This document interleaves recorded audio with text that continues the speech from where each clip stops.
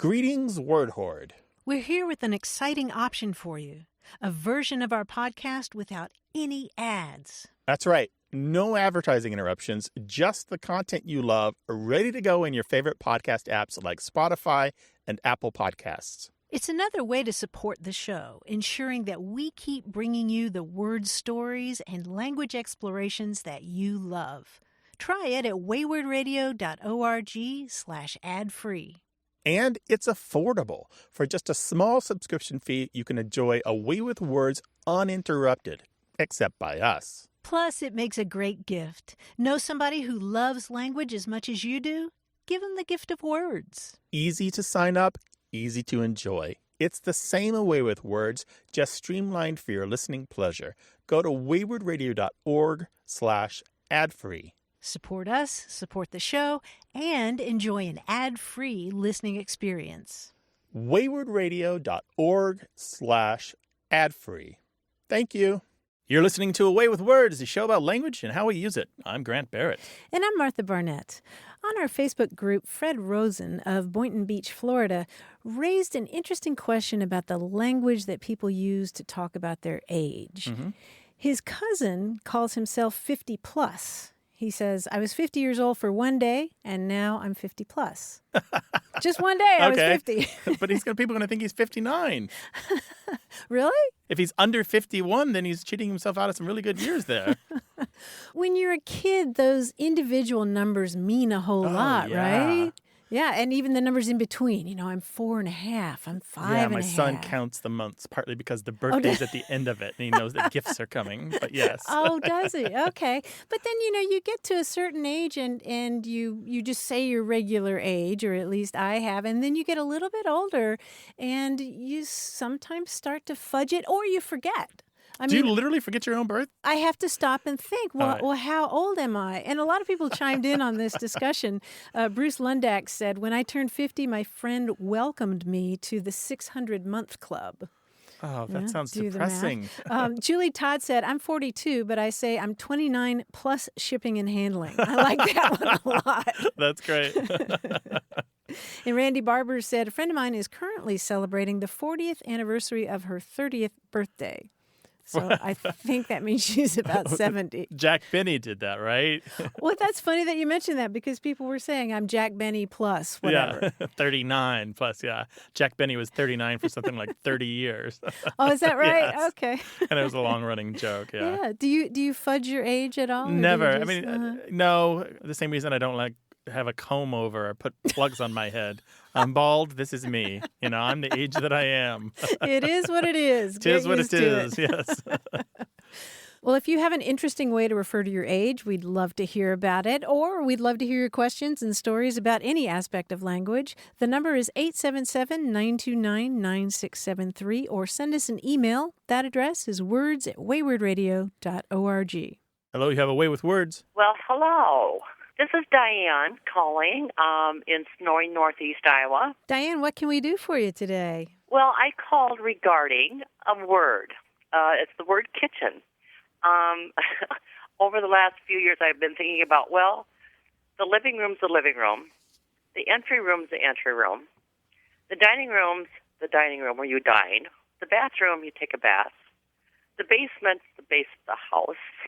And so why is the kitchen the kitchen? Yeah, the word kitchen is different because it's so much older than all of those other words. Okay. All the way back to around the year 1000, when people were speaking Old English, the word was cucina. And it goes back to a Latin word that means to cook, coquere. You see it in... Oh, cucina. Mm-hmm. Oh, that's very interesting. Yeah. It's like Italian cucina and Spanish cocina. It's a much, much older word. And then sort of linguistically, we added all these other rooms onto the house, so to speak. The word bedroom comes along much later. It was bedchamber and then... Well, my mother, who's almost 89, said, well, Diane, I think it should be called the workroom. The kitchen should be called the workroom. Over the years from the farm and then coming up through the new generation with everything modern. Uh-huh. But she didn't have an answer either. So Kuchina. Yeah, in Old English it was that, and so that one stuck around, and then we added all these other rooms onto the house, like the laundry room or the mud room. Because that was the only room of the house, probably. Definitely an important room of the house. For a long time, though, if you look at the historical records on this, cooking was done outside the house. Sure. Because you didn't want fire in the house. Mm-hmm. That's correct. Probably, right. Yes. And you're right. bathroom functions as well. Yeah. Yeah. Right. And you're more likely to live in a kind of combo barn house with the animals next door underneath you and the floor below in order that their body heat would provide heat for the whole home. Wow. Yeah. That's very true. Yeah. That's so interesting. Yeah, so it's actually a really good question. And then you said the word cucina that was from the Old English, then it went to, you said Italian? They spring from the same root in Latin, and so that word spread out into all those Romance languages and into English as cucina. Well, that's very interesting. I really appreciate this. Thanks for talking to us, Diane. Have a great day. Thanks, Diane. Okay, bye-bye.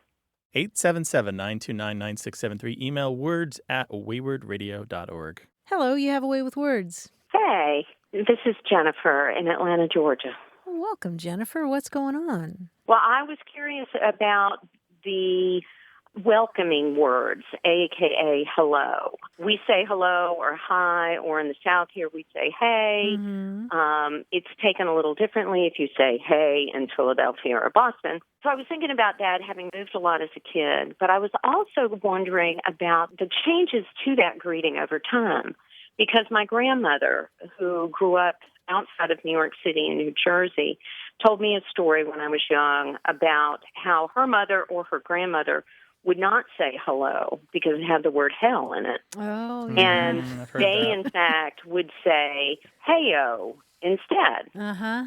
And so I was curious to know, is that true? Was it a time sort of thing or a group of people that would do that? And then that morphed into, well, that's sort of near hey, which is what we say here often in the South to say hello. And how does that all work together?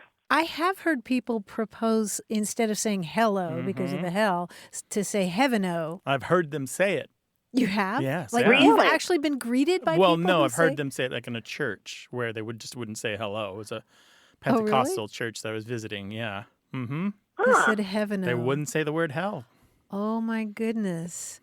So, and you, Martha, talk about growing up in the church, but that an issue in your church. No, it wasn't an issue in the Southern Baptist Church where I grew up. Unfortunately, the hell in hello has nothing to do with the place where the devil resides. It's just a coincidence of spelling that kind of came about because of the oddness of English etymology. So it's nothing to do with hell. Really? Yeah, no. Hello comes from some older words. They're spelled a variety of different ways, including hallo, H-A-L-L-O, or halloa, H-A-L-L-O-A.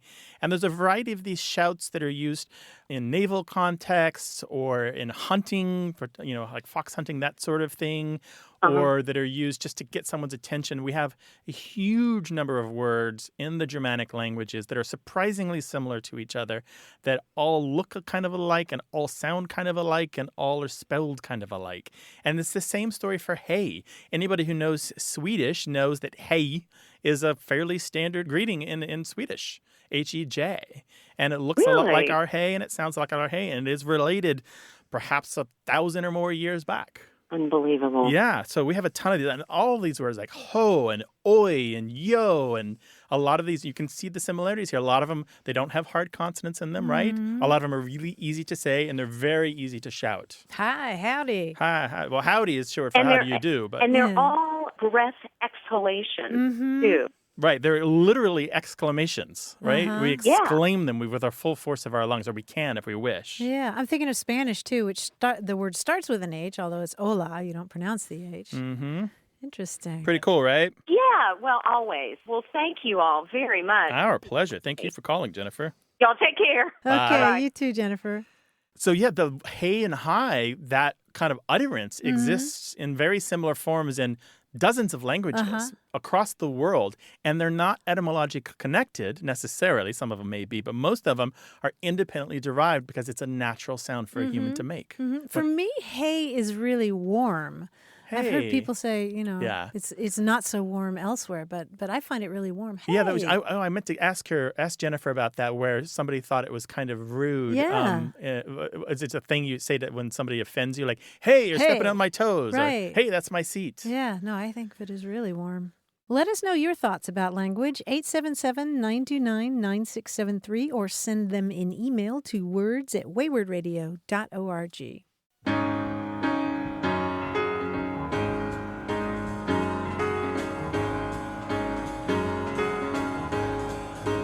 A couple more comments from our Facebook group discussion about the language that we use to talk about our age. Fred Rosen said, I had an uncle who retired to Florida in his early 70s. He played tennis and told people he was 10 years older to get a compliment for how good he looks for a guy in his 80s.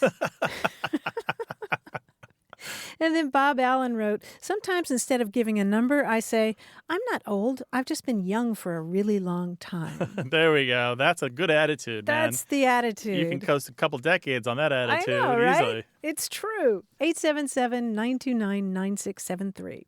Hello, you have a way with words. Hi, Martha. This is Judd Halenza calling from Del Mar, California. Welcome. Hi, Jed. How you doing? What can we do you for? Help me out with the word must needs. I take a newsletter from a very articulate gentleman named Dennis Gartman, and he writes a letter that comes to me every day, and it's market-oriented, covering business, economic, and political views.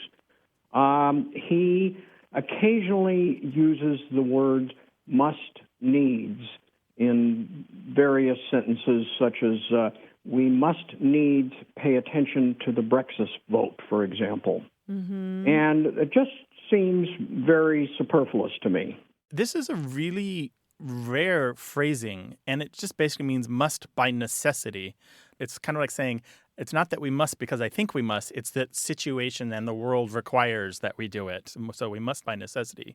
I'm surprised to hear this guy saying it. I just Googled him while you were talking, and he's from North Carolina, and I think of this as a Briticism, something you're more likely to get from a Cambridge scholar than a guy writing a financial newsletter in the United States. Yeah, and he lives in Virginia, so I thought it was something maybe from the East Coast, obviously very American.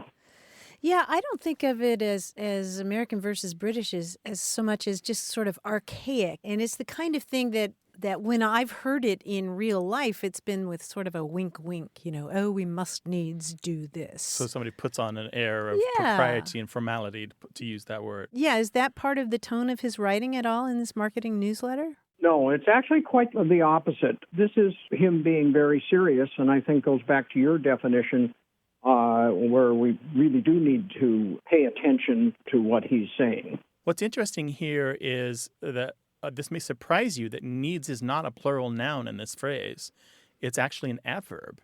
It's an archaic adverb, kind of on the same lines as, say, once or twice. And there were a few of these. The Oxford English Dictionary has a pretty nice note on these very archaic adverbs. So the fact that it follows must means that needs is an adverb describing must. So we must needfully maybe is a way to think of it, as if needful were the word that was used there. It really jumps out at me. It sounds like maybe he's saying it for emphasis. Yeah. I don't know. Like he really means it, right? It appears to me when I've seen it that it is definitely for emphasis. Well, that's the most that we know on that, Judd. Hope that helps. Well, thank you very much. Appreciate it. I enjoy your show, and keep up the good work. Bye-bye. Bye.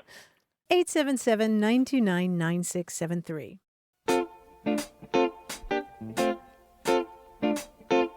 This is a show about language examined through family, history, and culture. Stay with us.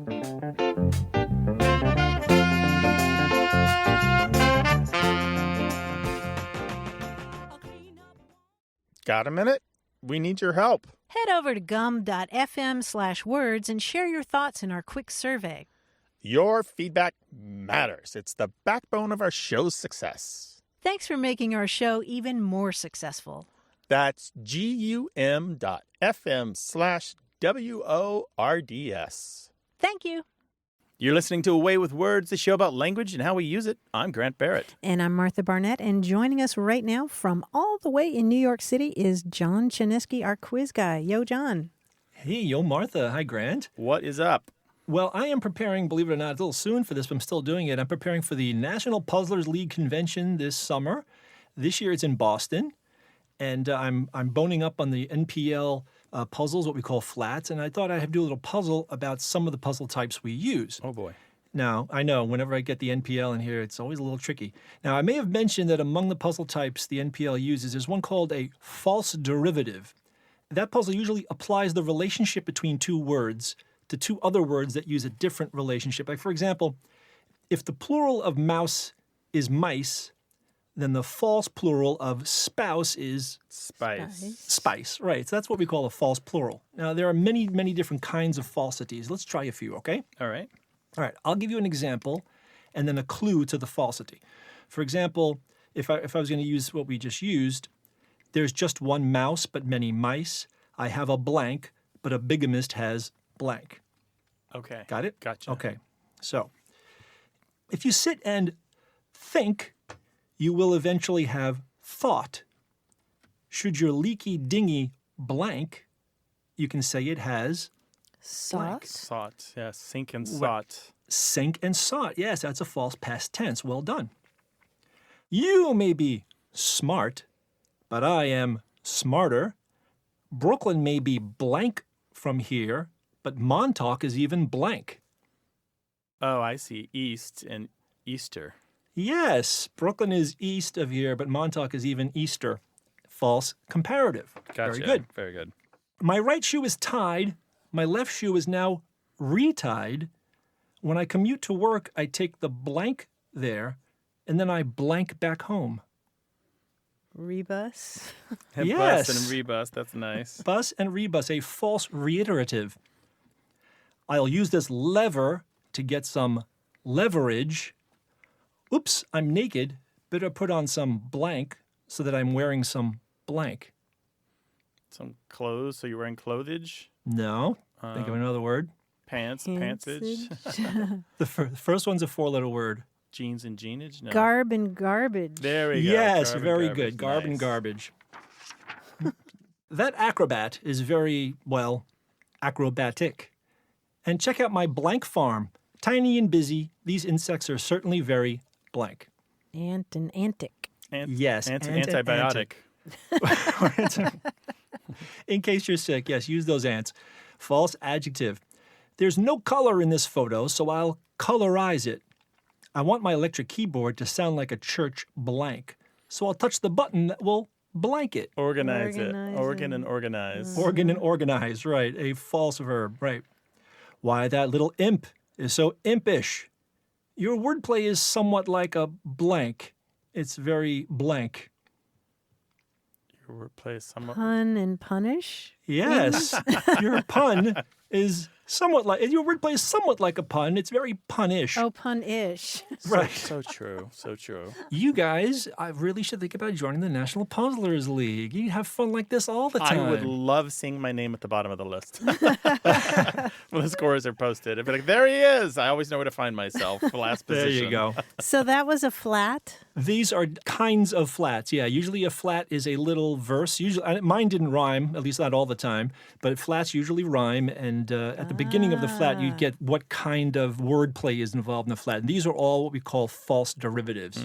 Got it. Thank you, John. That was a great quiz. Really appreciate it. Thank you, guys. See you soon. Bye, John. And if you'd like to talk with us about language, any aspect whatsoever, give us a call, 877-929-9673, or send an email to words@waywardradio.org.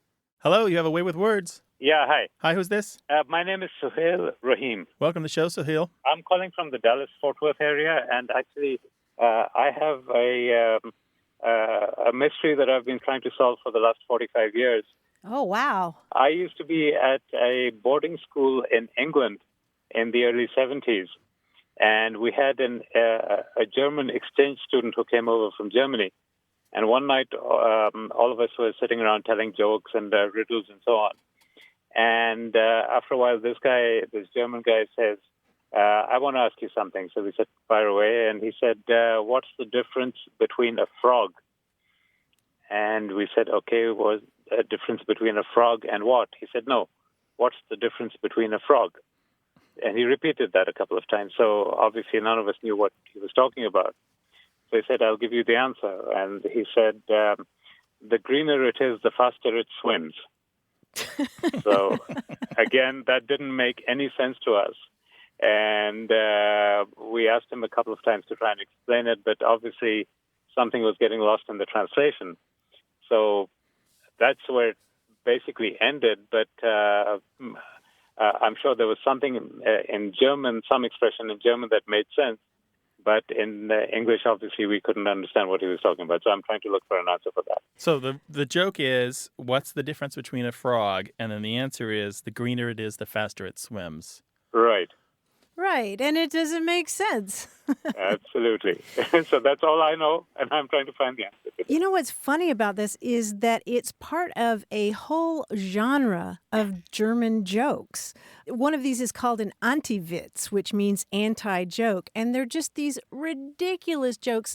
There are lots of them about frogs. There are lots of them that go like, what's yellow and is a banana? Or what's the difference between a stork? A stork has two equally long hind legs, and especially the left one. I mean, they make no sense at all. Okay. Yeah, All right. I have a German-speaking friend who said, "Oh yeah, we grew up on those. They're just hilarious, aren't they?" And at first I was thinking no, but the more of them she told me, it's sort of like they sort of get you and they start to be funny. There are a whole lot of them that involve two skyscrapers in the basement. Oh, really? Yeah, which and they're just completely absurd. Or two cows sitting on a park bench knitting. They're just really, really, really silly.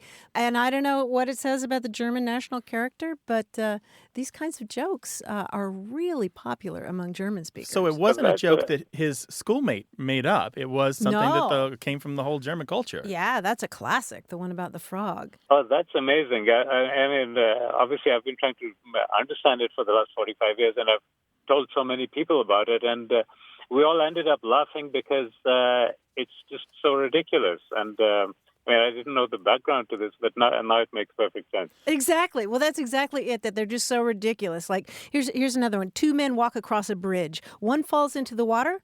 The other is called Helmut. Because they take the form of a joke and you think, oh, yeah, okay, I've got a good premise here. This is good. You're setting this up. And then there's nothing. And there's nothing. Okay. All right. So did we solve this 45-year mystery for you? Oh, you did. Absolutely. Thank you. I'll probably be on the lookout for more of these now. Well, Google the word that Martha came up with, Anti-Witz, Antiwitz, and you'll find a bunch more of these. And I will tell you, too, that it's not just the Germans. The Chinese do this, too, and they go by a name that translates as cold jokes. This is amazing. Thank you so much. Sure, we're glad to help. All right. Thank Appreciate you. it. Thank you. Take care now. Bye-bye. Thanks. Bye-bye.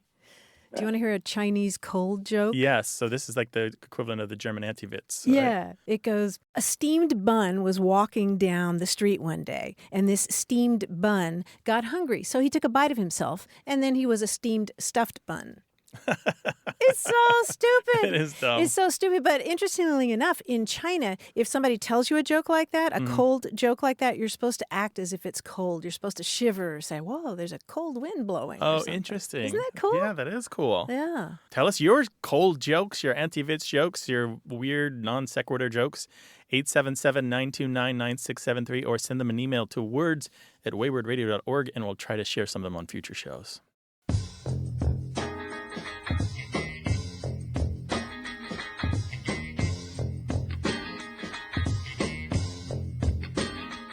Here's a proverb in Hindi that I like.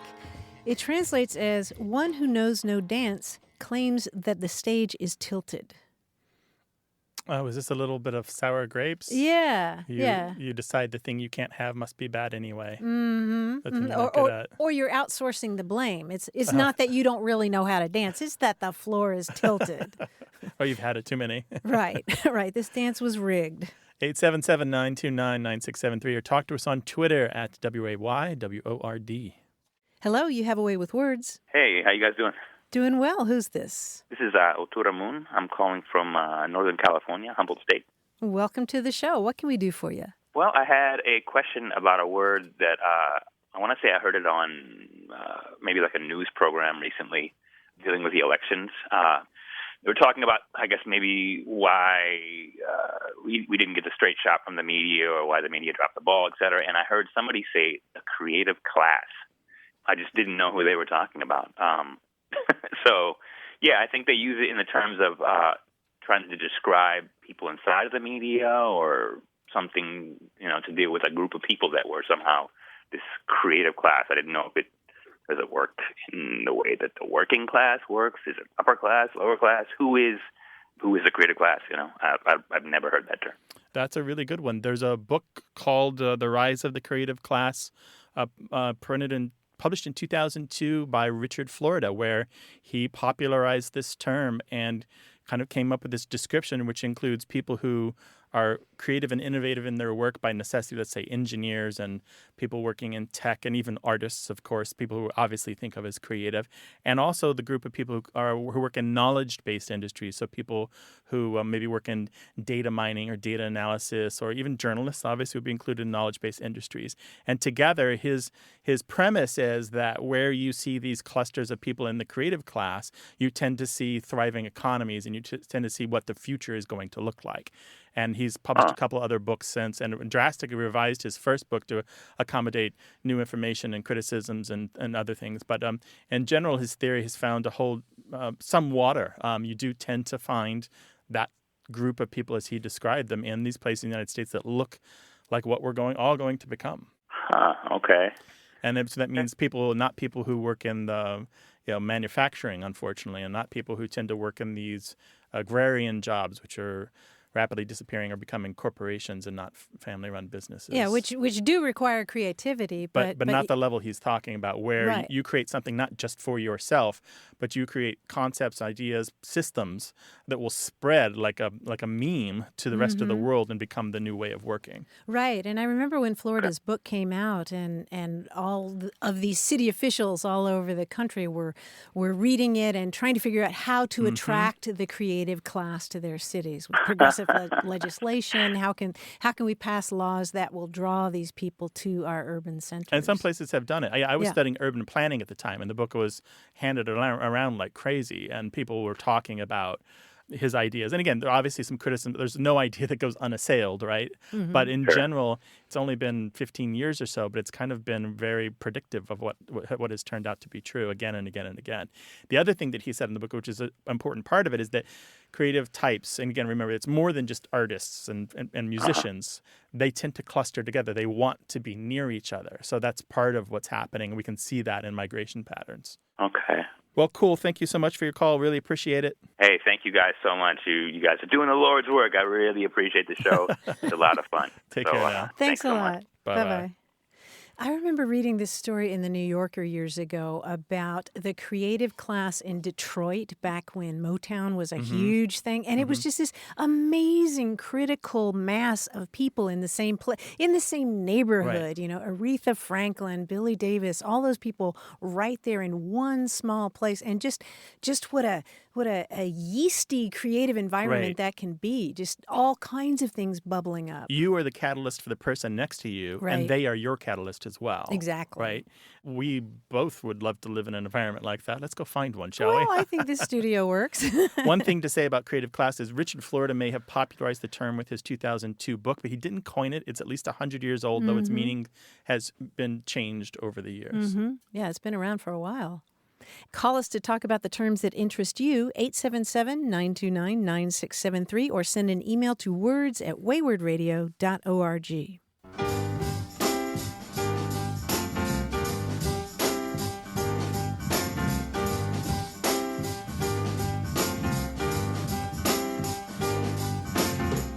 I have a couple of other German anti-jokes. These are these jokes in German that just don't make sense. These are the translations I'm sharing with you. Two thick feet are crossing the street. One thick foot says to the other thick foot, "Hello." They're so stupid. One more. Two skyscrapers are sitting in the basement knitting mopeds. What's wrong with this picture? Mopeds are crocheted. They just... I don't know. The non-joke jokes from the Germans. The non-joke jokes from the German. Do they do that in a language you speak? Let us know. 877-929-9673 or send them an email to words@waywardradio.org. Hello, you have a way with words. Hi, this is Sam from Dallas. Hi, Sam. Welcome to the show. Hey, Sam. Well, thank you. When I was growing up, my daddy always had a phrase he used in the description of people whom he trusted, who were of good character, sort of like the Boy Scout, trustworthy, loyal, helpful, friendly, so forth. He would always say that person, either she or he, is all wool and a yard wide. And I've always wondered where that came from. I know what it means. Is there an origin for that? There is an origin to that. So for you, it means what the person is trustworthy? That's correct. So reliable and trustworthy. All right. So I know this predates us all, but back in the era of big textile mills in this country where wool was processed to make clothing, certainly as late as the late 1880s, there was a company out of New York that advertised that its fabric for its clothes was all wool and a yard wide. And this slogan was picked up by many other companies as well. And what they meant is that the fabric wasn't like they didn't cheat it a little bit, make it a little less wide than a yard, but also that it wasn't shoddy. And now by shoddy, S-H-O-D-D-Y, I don't mean our current use of shoddy. I mean the former use of shoddy, where shoddy was the name for cloth that was made from scrap cloth, where you would gather up all the clothing and shred it and have this like really fine fiber base and then make like a almost felted or not quite wool material out of it. And so it tended to come apart easy, but you could use it for cheap clothing or filling and cushions and that sort of thing. And so this shoddy material, this manufacturer, I want to let people know, I haven't simply bought up bales of used cloth and shredded it and made new clothes out of it. This is the original wool stuff. It's exactly a yard wide, and you can trust me on that. So it's like an advertising slogan? Yeah, an advertising slogan. Yeah, you can actually look in old newspapers and still find it, like zillions of them in the 1800s that used all wool in a yard wide. And by the late 1800s, it started to be used colloquially and figuratively to refer to somebody who was true to their word. Well, that's really interesting because I used to go to the fabric store with my mother and see the big bolts of fabric in those huge tables. And then my daddy would use this phrase, and I thought there was probably some connection, but I didn't know what. Well, there we go. Yeah. There you go. Wow. Well, that's perfect. I really appreciate your taking my question. Thank you. It's our pleasure. And, Sam, at one point, it got altered a little bit, and it was just shortened to all wool. And you'll still occasionally sometimes see somebody say, yeah, he's all wool. But that's, again, just the shortened version of the whole expression, he's all wool and a yard wide. Very good. Very good. Well, thank you so much. I appreciate it. Thank you, Sam. Thank you. We love the show. Oh, thank you very much. Really appreciate it. Bye-bye. Bye. 877-929-9673.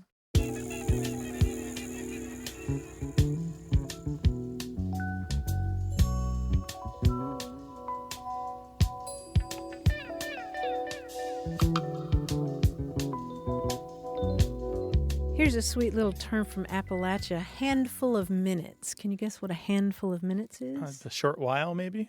Well, it has to do with smallness. It means that something's small. She ain't no bigger than a handful of minutes, but she can whoop us. I've known a few women like that in my time. I know, right? No bigger than a handful of minutes. 877-929-9673. Hey, we've got something special for those of you who love our show but could do without the ads. That's right. Imagine a way with words, the same engaging conversations, the same deep dives into language without advertising interruptions. We're talking about our ad-free podcast feed. It's sleek, clean, and it's just for our supporters. It's at waywardradio.org/ad-free. It's inexpensive, easy to sign up for, and works with all major podcast apps like Apple Podcasts and Spotify. It's an affordable way to support the show and get a seamless listening experience. And if you're feeling generous, why not give a subscription to another Away with Words fan? That's waywardradio.org/ad-free. Sign up today. Your support means the world. waywardradio.org/ad-free. Thank you. You're listening to Away with Words, the show about language and how we use it. I'm Grant Barrett. And I'm Martha Barnett.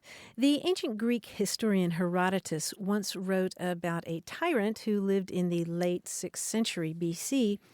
And this tyrant, named Histiaeus, wanted to get a message to a fellow tyrant in the region to conspire to revolt against the Persians. But if you're going to send a message like that by a messenger, you don't want to get caught, right? Mm-hmm. So he devised this clever way. How do you get a message like that to somebody else in writing? And he figured out a way to do it, which was that he summoned his most faithful servant, shaved the guy's head, tattooed the message on the guy's head, and then let his hair grow back, and then sent the servant off to this other tyrant, his fellow tyrant, to deliver the message by saying to the tyrant, hey, shave my head, there's a message there. Pretty smart, right? Right. Must not have been urgent. I guess not.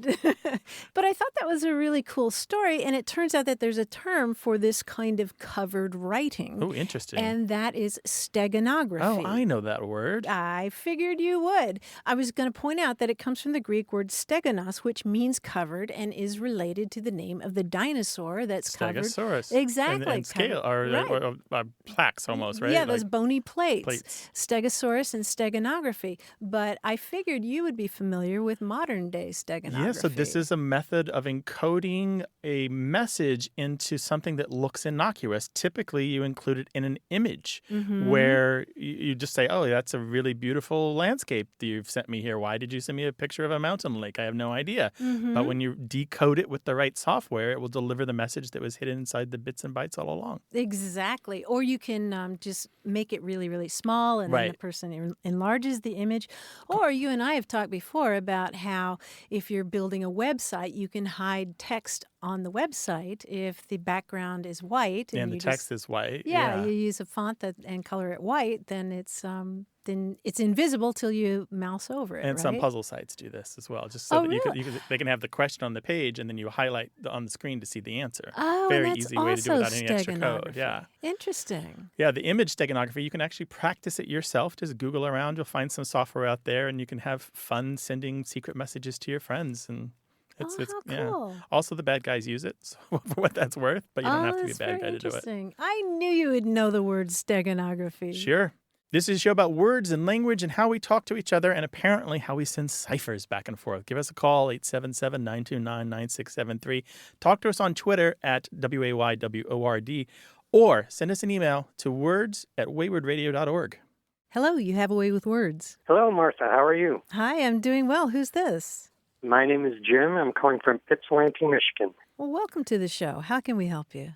So I am a big fan of Jeeps, and I've read about them. I've studied them. I drive them. One thing that's always bothered me, though, is I don't know the origin of the word Jeep.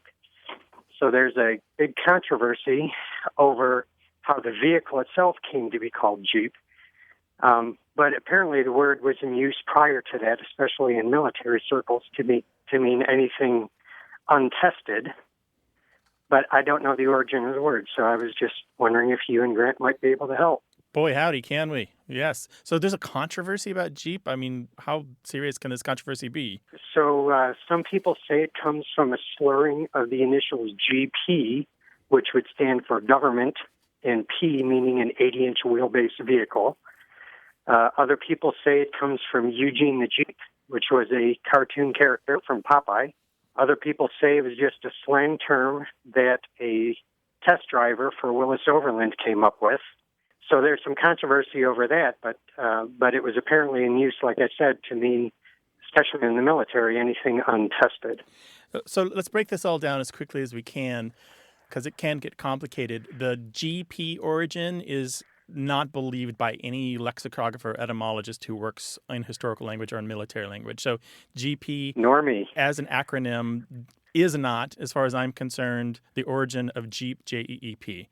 I know people will swear up and down, and the wheelbase thing, that is as far off as any etymology I've ever heard. That's ridiculous, and you can tell them that I said that. So the truth is we have a long historical printed record showing that Jeep pops into the language at exactly the same time that Eugene the Jeep, which is a weird fourth-dimensional character, shows up in the Popeye cartoons.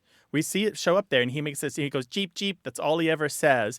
And pretty soon after that, it also shows up in military language to refer to newbies or recruits or, the green guys who are just showing up and don't know how to do anything for anyone ever. And then not long after that, it shows up meaning just a foolish person or just someone who's offensive. And then not long after that, it shows up to be applied to these vehicles.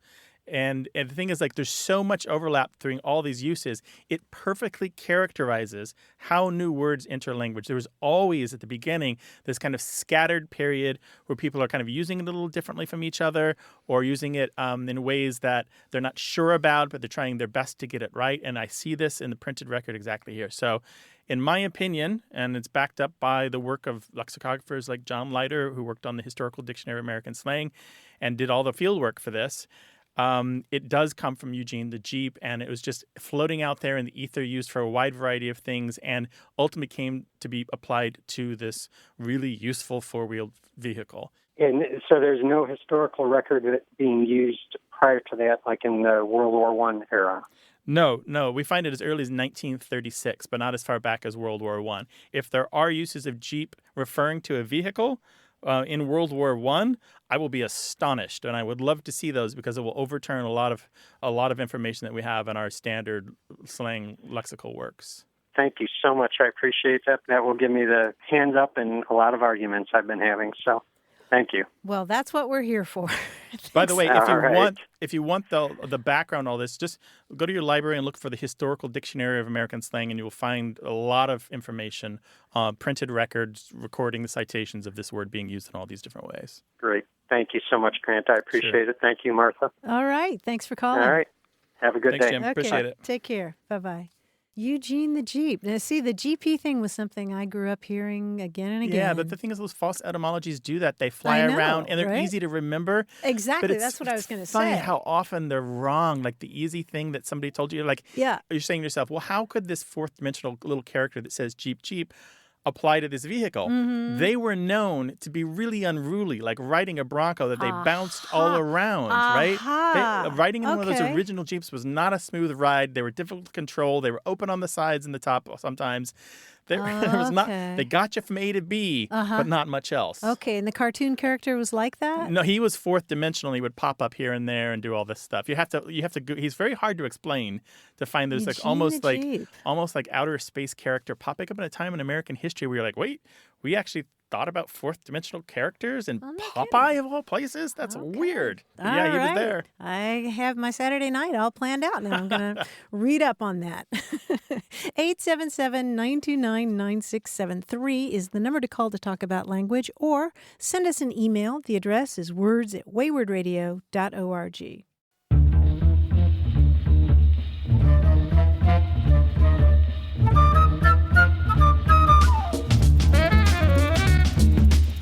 We were talking earlier about euphemisms for age, not saying exactly how old you are.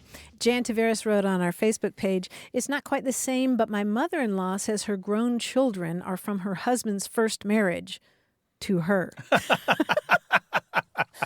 think that's pretty clever. So that misleads people into thinking that she's younger than she is. Oh, so you're the trophy wife. You must be very young. Exactly.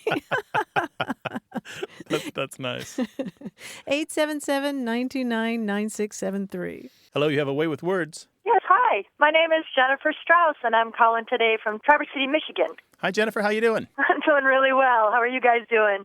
We're doing well. What's going on in Traverse City? So I have a question that kind of came out of a recent situation that I'm in. I'm an extremely active and energetic person who has recently had foot surgery. Oh. And my recovery required that I not walk and be very still for 3 weeks.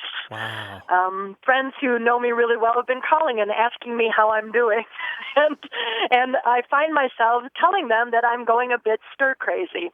So last weekend I was listening to the show, And I thought about myself telling them that I'm going a bit stir crazy, and I thought I would give you guys a call and just find out the origins of that saying and what does it really mean.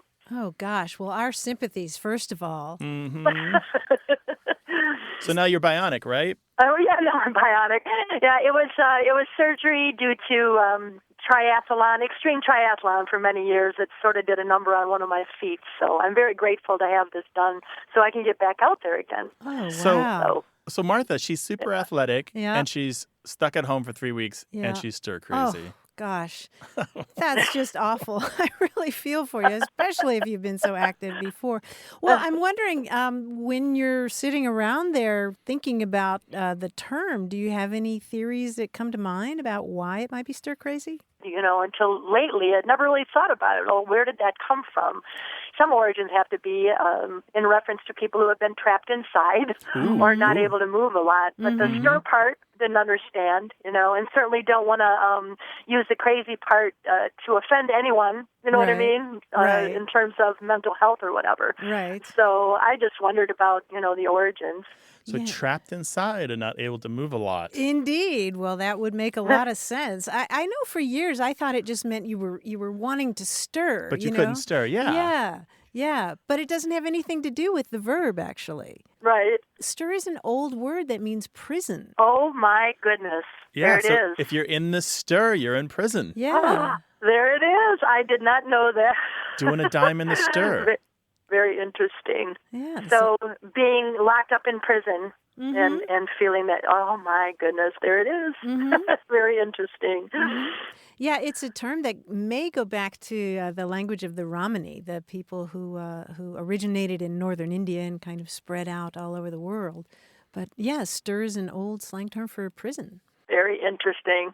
Well, I certainly don't feel like I'm in prison, but at times it has felt similar. Yeah, your movement is limited for sure. So the Romani word is something like stirabin or sterapin or something like that. And we find it back as far as 1835. Stirabin, a jail. Wow. Yeah. And then stir crazy itself is only a little over 100 years old, right? Correct. Yeah. So that was coined in the early part of the 1900s. Interesting. Yeah. So we hope we helped you pass the time for 3 minutes anyway. Thank you very much. Very interesting. So thanks a lot for answering my question. Our pleasure. Sure thing. Good luck with your recovery. Oh, it's going well. Thank you very much. Oh, good. Bye-bye. Bye. Stir crazy. You can find a bunch of songs on Google Books that it shows up in. There's some of them in the Romani language. Oh, really? The people we used to know as gypsies, right? Uh-huh. My mush is leld to stirabin, to stirabin, to stirabin. My mush is leld to stirabin, to the tan where Mandy gins. I don't know what it means, but stirabin is that word where we got the stir part and turned into stirabin means prison, and the stir entered into English. Oh, that's fascinating. Yeah, is that a song about being I in believe prison so. or I something? could not find the origin of it. It just shows up in one of my slang dictionaries, and they don't explain it. That's so interesting. It actually sounds like just sort of pacing around in a cell, right, like a tiger in a cage, going wall to wall Yeah. all day long. Disturbing, going stir crazy. Well, we'll help you with whatever comes to mind, whether you're trapped at home or somewhere else. 877-929-9673. We have the master key for every door. Send us an email to words@waywardradio.org.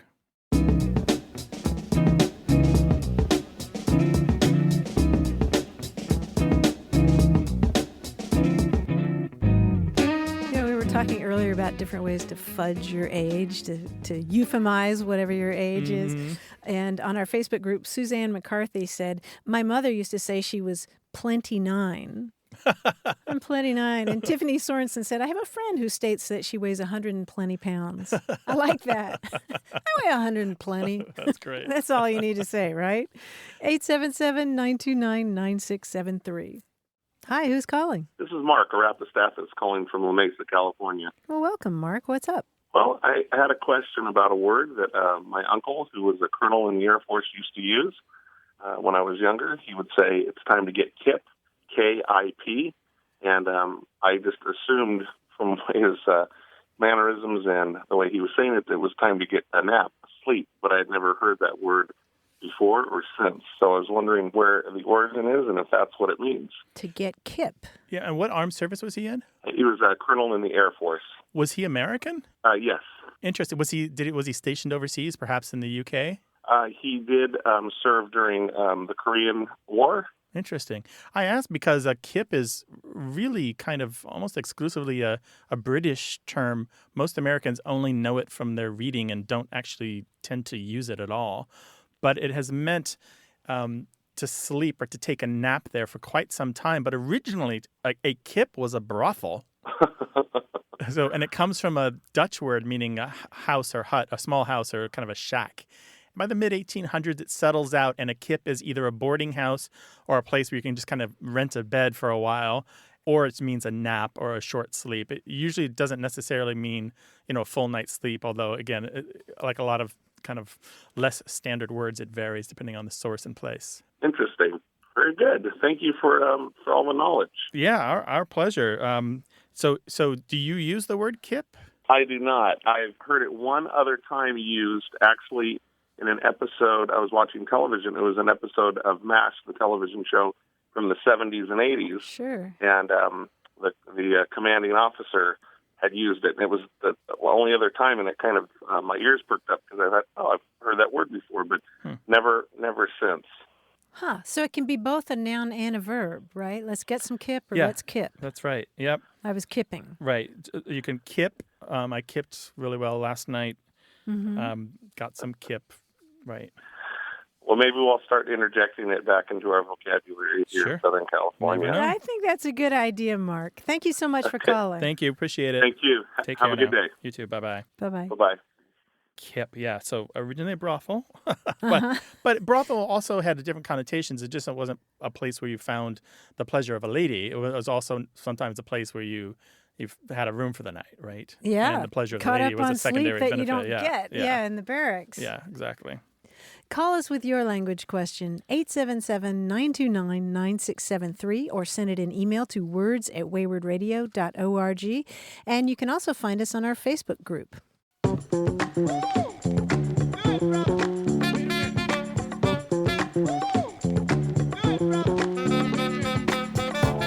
right, I just can't help myself, Grant. I've got to share some more of these German anti-jokes. Okay. This one goes... There are two muffins sitting in the oven, and one of them says to the other, "Man, it's hot in here." And the other muffin says, "Oh my God, a talking muffin." So these are the German non-joke jokes. Oh, that was actually a pretty good joke. I know. They're just so silly. 877-929-9673. Want more Away with Words? Listen to years of past episodes at waywardradio.org or find the show in any podcast app or on iTunes. Our toll-free line is always open, so leave us a message at 877-929-9673 and we'll take a listen. We'd love to get your messages at words@waywardradio.org or hit us up on Twitter at WAYWORD and look for us on Facebook. This program would not be possible without you. Grant and I are out to change the way we listen and think about language, and you're making it happen. Thanks also to senior producer Stephanie Levine, director and editor Tim Felton, director Colin Tedeschi, and production assistant Emma Kelman in San Diego. In New York, we thank quiz guy John Chinesky and that master of keeping it real, Paul Ruist at Argo Studios. Away with Words is an independent production of Wayward, Inc. From the Recording Arts Center at Studio West in San Diego, I'm Martha Barnett. And I'm Grant Barrett. So long. Bye-bye.